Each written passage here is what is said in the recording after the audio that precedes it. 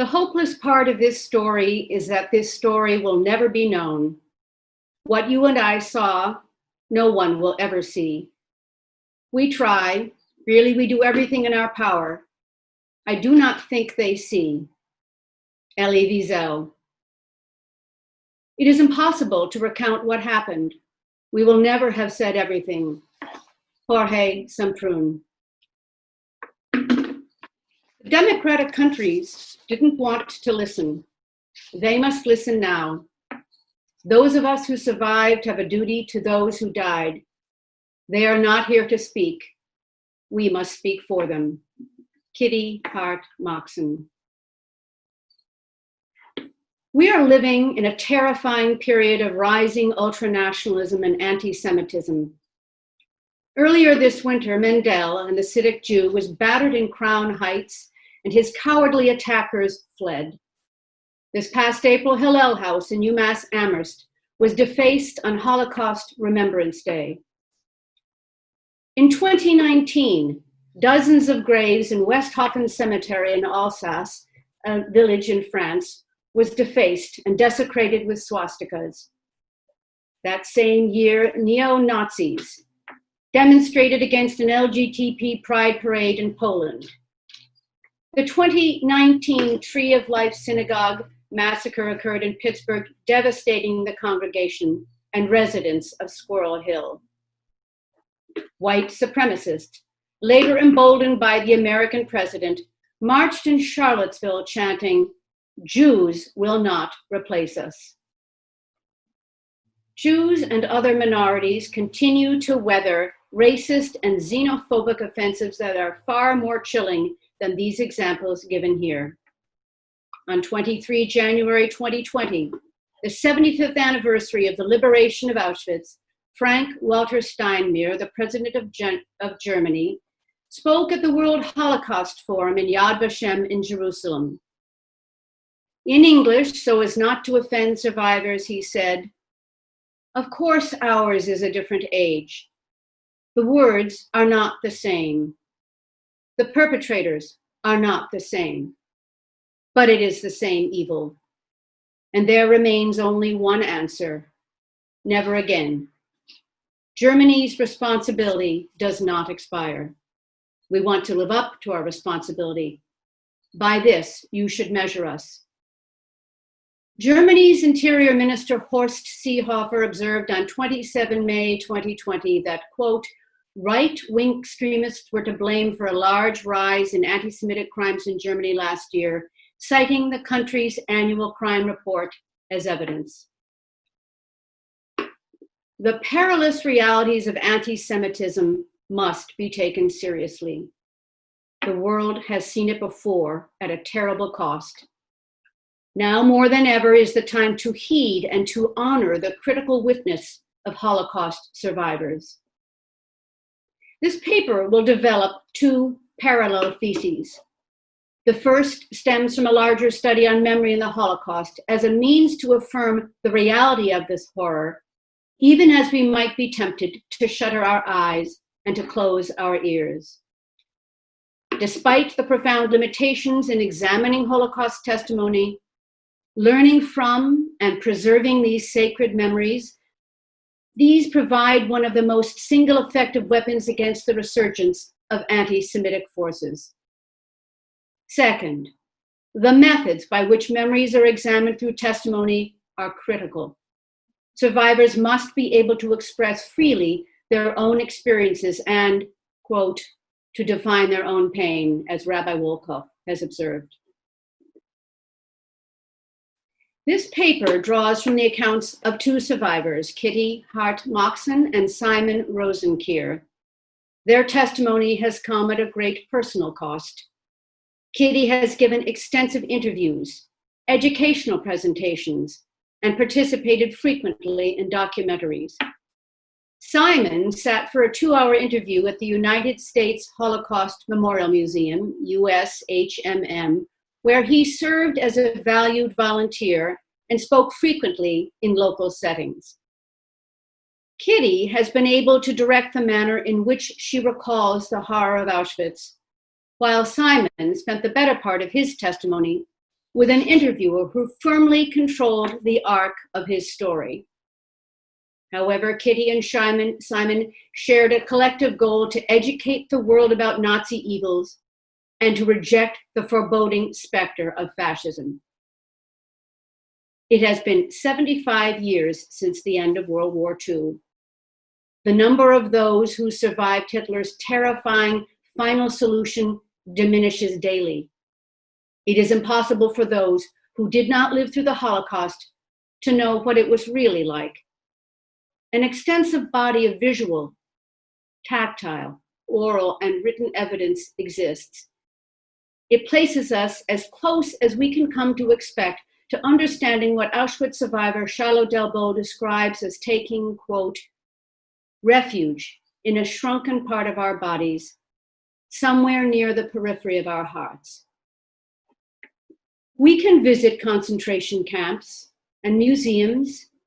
We can teach Holocaust studies, and if possible, spend time in the hallowed company of survivors. Yet none of this, no matter our best efforts, puts us into the deepest recesses of their private trauma. How could it?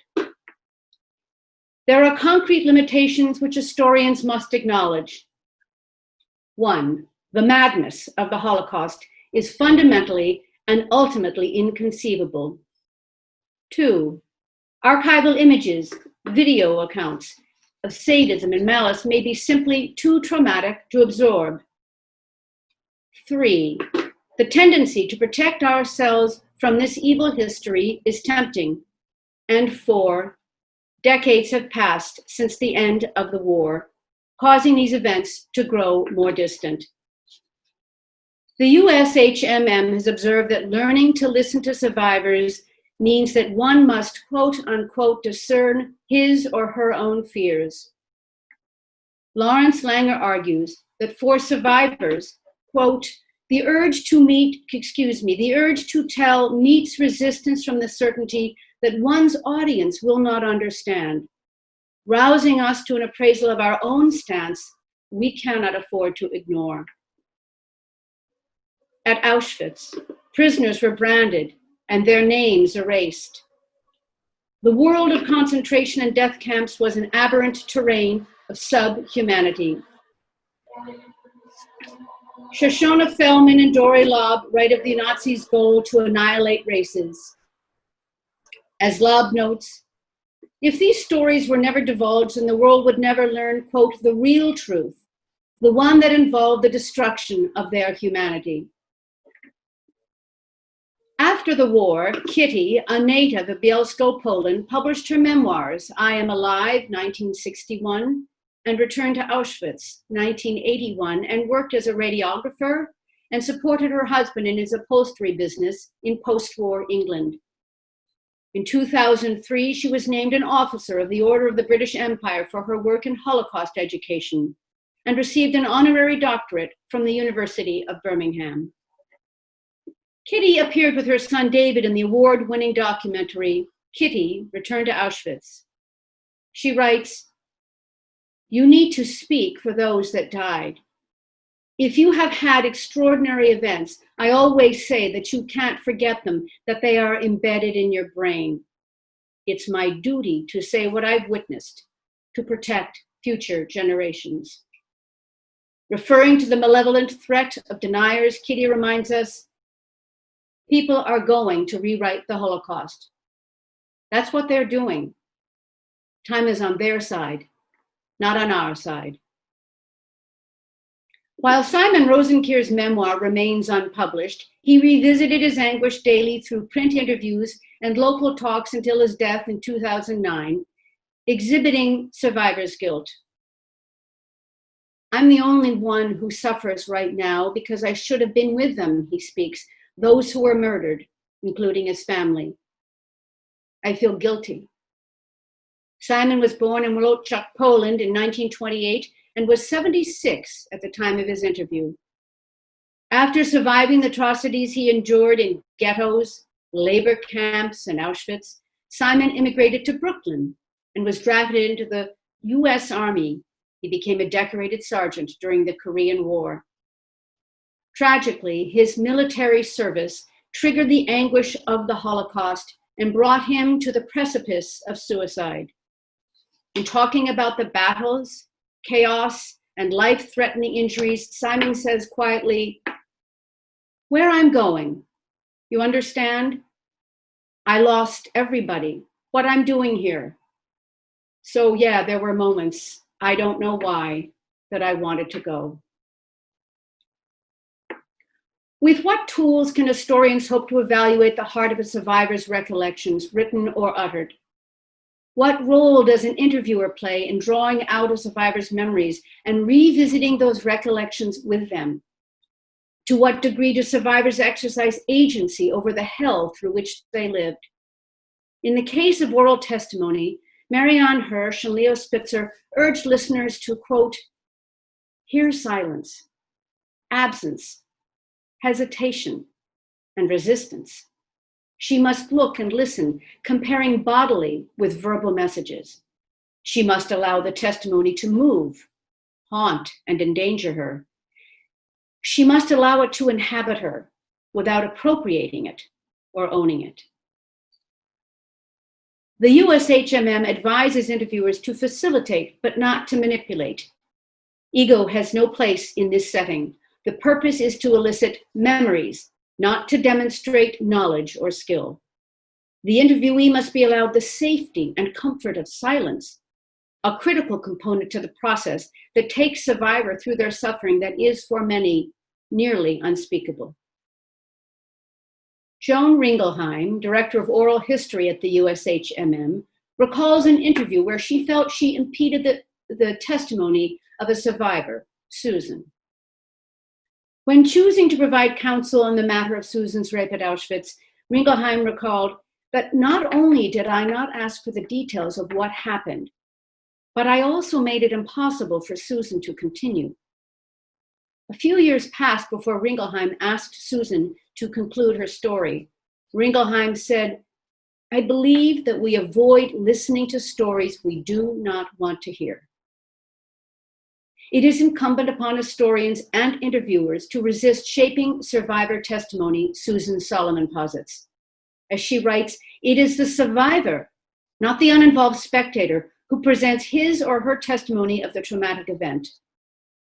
Christopher Browning warns against intruding on testimony with banal or mundane or seemingly irrelevant and even insensitive and disrespectful concerns. Kitty and Simon did not shy away from the horror of their lives, which can never be expunged. Kitty exhibits laser focus in her interviews. She is pragmatic and driven, matter of fact and solemn. She often leans forward, intent, speaks rapidly, gestures precisely, and gives the impression that every moment with the listener is crucial, that they get what she is saying. Kitty is the interviewee, but it is her story to tell. She does not hesitate when necessary to interrupt the interviewer to make her points. Kitty describes her early education, which prized discipline and competition. She argues that this allowed her and her mother, who was with her in Auschwitz, to persist. These things, she states, were the essence of survival. You had to develop a sixth sense, she said. This meant you could live. On her return trip to Auschwitz, she grasped every moment to show her son, David, that this is where they endeavored to sleep. This is the open trough that served as their toilet underneath the Gestapo's guns. And bent over in tears when she discovered the location of her barrack. As in her memoir and her documentary, Kitty controls her testimony to convey life in a concentration and extermination camp. Historical accounts are all fine and good, she claims, but it is the survivors who can communicate their experiences. You mustn't exaggerate. It's got to be just as it was, and I hope people who still have their faculties, she says, will come forward and do these things before it's too late. Underscoring her point, she declares, you know, we're a dying race. Another 10 years, and we're not going to talk about it, are we? The need to preserve memories and to expose fascist threats is of primary importance. She continues, This wasn't the first Holocaust, and it won't be the last. Kitty turned 93 in December. She is still speaking. Following liberation, she described moving with her mother to England in 1946 to live with her mother's brother. In her 1981 memoir, Kitty recalled her uncle's startling admonition. Before we go off to Birmingham, there's one thing I must make quite clear. On no account are you to talk of any of the things that have happened to you. Not in my house. I don't want my girls upset, and I don't want to know. This distressing demand was reflected in multiple interactions that Kitty had later. Was your tattoo your boyfriend's telephone number? Was it a laundry stain? Kitty describes her sense of feeling alien among new co-workers at a hospital who looked at her awkwardly when she spoke of the carnage. She whispered, "What I said made no sense to them or anyone else." In 1998, she offered her testimony to the Shoah Foundation. She revisited the warning of her uncle, stated unequivocally that from that moment forward, I realized I must do one thing. Keep talking.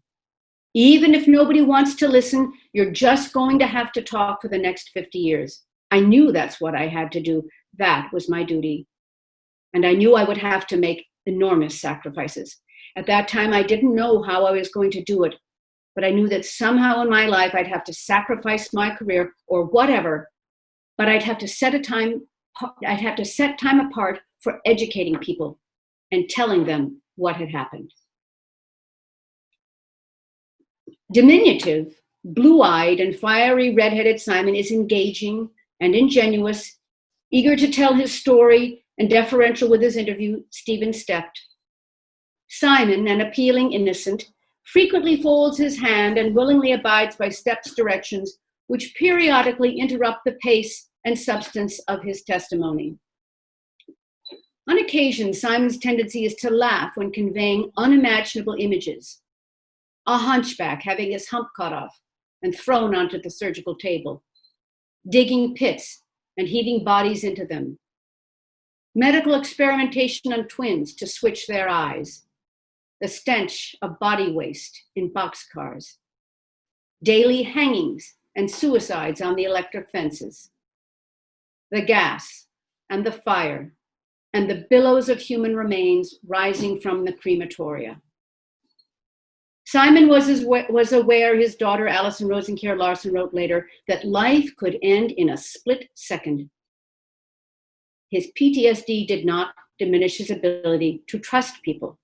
She writes, he had a way of talking about the most horrible things. He would have this laugh at the end of his stories. It was just a coping mechanism. That's how he got through it. Simon's unsuccessful lawsuit in the federal court of Newark, New Jersey, was lodged against the role that Bayer and Schering played in the sterilization that he endured at the hands of Dr. Horst Schumann. As Simon recalls, the doctor assured him, "These muscles will give you strength to work. These shots will give you strength to work. Your muscles will be stronger. Do you understand that, you red-headed dog?" Unlike the interviews with Kitty, Simon's interviews deviate from USHMM guidance, quote, to listen to everything about which the interviewee is able to speak. It is important to balance our ability to listen empathetically with our ability to listen carefully and critically. For example, Stepp pushes Simon to clarify the reason he did not need inoculation for typhus. Simon tells Stepp again that he had been exposed previously, thus a shot was unnecessary. Stepp's preoccupation with these details is jarring, particularly when it interrupts Simon's trauma. "I want you to tell me in complete sentences," Stepp mandates. When Simon talks about the distress of facing his sterilization and the emotional support of his New York employer, Stepp responds, "I don't care about that. I only care about the issue of children." Simon rubs his hands, his face reddens, he laughs apologetically, and he complies with Stepp's directive. What would you like me to tell you? Perhaps most disturbing is the interview's conclusion. Simon closes by returning to the Korean War. I don't know what to tell you. It sometimes comes to a person moments where you don't want to be around no more because you lost so much. And you know, where are you going from here, right? You have not family. Where do you go? Do you understand? You're alone. Nothing I can say anymore. Stepp responds, we're done. At Simon's urgent request, poignant photographs are finally shown of his family. Stepp does not ask how they were preserved. 30 seconds of silence ensue with the screen blurred. Simon can be seen tapping his fingers, and then the interview is over. What opportunity has been squandered that might have led Stepp to move beyond what Lawrence Langer calls a negation, quote, an impassable chasm that permanently separates the seriously interested auditor and observer from the experiences of the Holocaust victim? Kitty and Simon are compelling and unique people. Their testimonies give us a glimpse into the distinctive manner in which they recall and retell their experiences, both as historical evidence and as a resistance to fascism. They stand among the last witnesses of the Holocaust. In offering consolation at the death of a loved one, Jewish custom is to say the words, "May their memory be for a blessing." While we are immeasurably blessed if we remember all the righteous dead, humankind bears a responsibility to use these memories not only for a blessing, but also for correction and to call out and to defeat resurgent anti-Semitism. The limitations of keeping company with those who endured the Holocaust must not prevent us from standing up. It is what so many survivors have asked for over and over and over again. Please tell my story. Do not forget us. Zakor, the Hebrew ethical injunction to remember and to acknowledge the essential truth of one's memories. As Kitty asks, have we a guarantee that this cannot happen again? Who can give you this guarantee today? If you see what's going on around the world, can you say, oh no, it can never happen? We must protect future generations at least. The echoes of survivors' voices are fading rapidly. Responding to the menacing tide that threatens the sacred mantra, #neveragain, is a vast challenge, yet this violence demands that we respond unequivocally. Time is of the essence. We can be witnesses to their powerful witness. However, if we remain silent, we will abdicate the responsibility to curate their righteous offerings in defense of a suffering and vulnerable humanity. Thank you.